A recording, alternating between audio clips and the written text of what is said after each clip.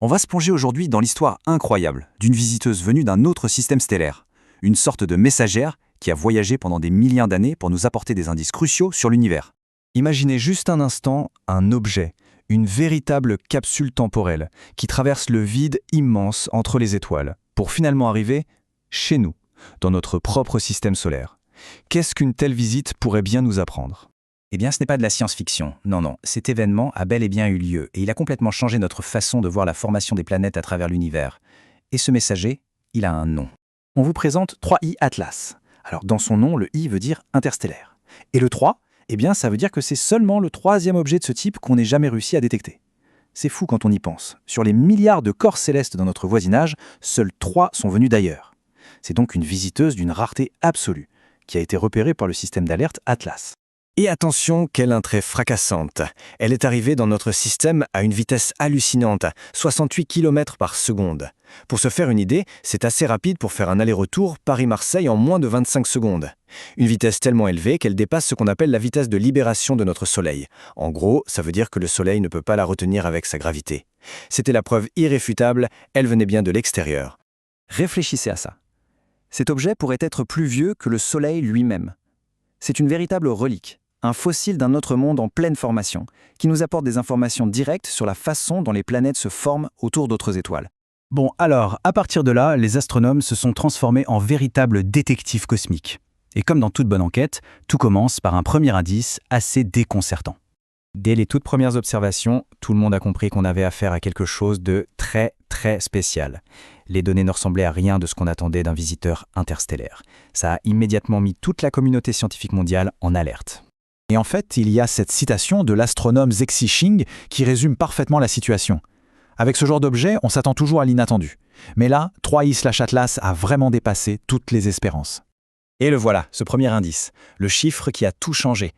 Grâce au télescope spatial Swift de la NASA, les scientifiques ont calculé que la comète perdait, accrochez-vous bien, 40 kg d'eau par seconde.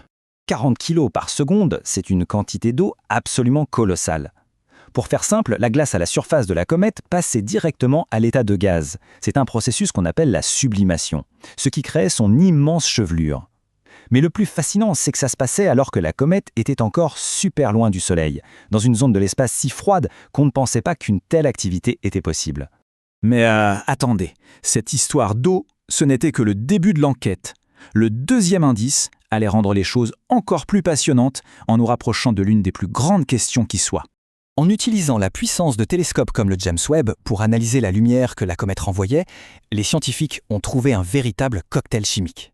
Ils ont détecté des molécules organiques complexes. Alors attention, quand on dit organique, ça ne veut pas dire qu'on a trouvé de la vie. Ça veut dire qu'on a trouvé les briques élémentaires, les ingrédients de base, à partir desquels la vie telle qu'on la connaît pourrait potentiellement se construire. Mais ce qui a vraiment retourné le cerveau des chercheurs, c'est la proportion de ces différents éléments. La comète s'est révélée être extraordinairement riche en dioxyde de carbone, le fameux CO2. Bien plus que n'importe quelle comète de notre propre système solaire. Et ça montre à quel point elle est différente. Ce graphique compare la quantité de CO2 par rapport à l'eau. D'un côté, une comète typique de chez nous, de l'autre, 3I Atlas. Franchement, la différence saute aux yeux. Alors qu'est-ce que ça nous apprend tout CO2 ? C'est simple. Pour que la glace d'eau se forme, il ne faut pas être trop loin d'une étoile. Par contre, pour que le CO2 gèle, il faut des températures beaucoup plus basses. Une telle abondance de CO2 nous dit donc que cette comète s'est formée très loin de son étoile d'origine, dans les régions les plus froides et les plus reculées de son système planétaire. Maintenant, pour bien comprendre toute l'importance de cette découverte, il faut la mettre en perspective. Parce que 3IATS n'est pas la première de sa famille, elle a 2 prédécesseurs. Et en les comparant tous les 3, on commence à dessiner un fascinant portrait famille de ces visiteurs interstellaires. Alors, on a eu Oumuamua, le premier, qui était très bizarre, sec et rocheux. Ensuite, on a eu Borisov, complètement différent, très riche en monoxyde de carbone. Et maintenant, on a Atlas, riche en eau et en carbone. Chacun nous apporte une nouvelle pièce du puzzle et nous montre à quel point les systèmes planétaires peuvent être diversifiés. Et pourtant, malgré toutes leurs différences, il y a un commun fondamental, comme le souligne l'astronome Karelis. Les matériaux de base, la poussière, le carbone, les roches, ils semblent être les mêmes absolument partout. Bon, on a tous nos indices, l'eau, l'abondance de CO2, la comparaison avec les autres visiteurs. Alors, quel est le verdict final de cette grande enquête cosmique ? C'est quoi la grande révélation de 3I Atlas ? Eh bien voilà la conclusion, et c'est peut-être la chose la plus profonde que cette comète nous ait apprise. Malgré les différences qu'on observe, les ingrédients fondamentaux nécessaires pour construire des mondes comme le nôtre, l'eau, le carbone, les roches, ne sont pas du tout une exclusivité de notre système solaire. Autrement dit, le processus qui a mené à la formation de la Terre, ici, chez nous, pourrait être la norme plutôt que l'exception à travers toute notre galaxie, la Voie lactée. Malheureusement, notre temps avec cette messagère a été très court. Après être passée au plus près de nous début 2026, elle est déjà en train de s'éloigner, repartant vers l'obscurité interstellaire pour un voyage de plusieurs millions d'années sans jamais revenir. Et voilà la question vertigineuse avec laquelle 3i sur Atlas nous laisse.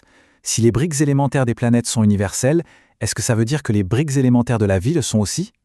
C'est une pensée fascinante qui donne le vertige et sur laquelle il vaut la peine de méditer.